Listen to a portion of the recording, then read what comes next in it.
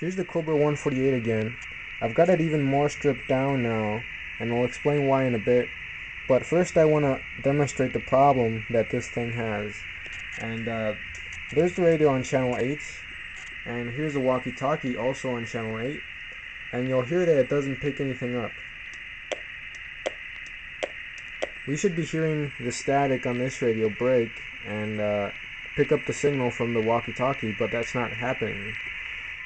Using my signal generator and my frequency counter, I've determined that the radio is actually receiving something starting at about 27,515. My signal generator is really too touchy for me to really be able to zero it on, but it's receiving something. It's really wonky, but it's receiving something, and so that gives me more of a clue that the whole VCO circuit and the PLL circuit's got something wrong with it. Okay, well, the reason I've got this even more stripped down now is because yesterday, while going through here trying to figure out why this radio wasn't working, I found what looks like a botched clarifier modification. Here you can see a clipped resistor, a clipped diode, a missing diode, and a missing resistor that's supposed to be over here. This diode here has been connected to ground through this choke. They changed the value of one of the resistors back here.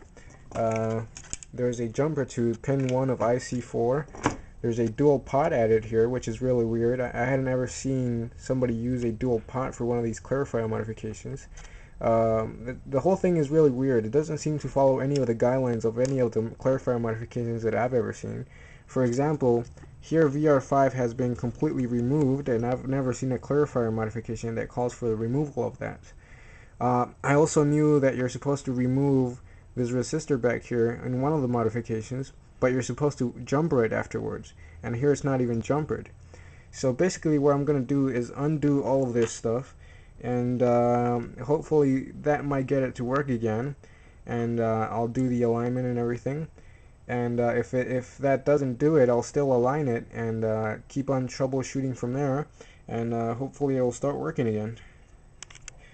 I've got everything I need except these 2 diodes and VR5. I don't have the original potentiometer either, but this front section of this dual pot here is 20K, which is what the original schematic calls for, so I'll just wire it to use just this front section.